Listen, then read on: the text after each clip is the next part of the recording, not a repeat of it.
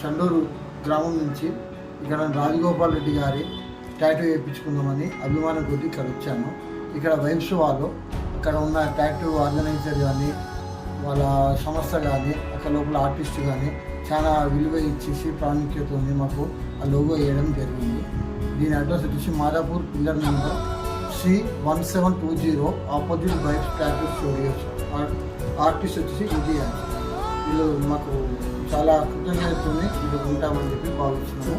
వీలైనప్పుడు వీళ్ళు సబ్స్క్రైబ్ చేయండి, ఇలా సపోర్ట్ చేయండి, షేర్ చేయండి.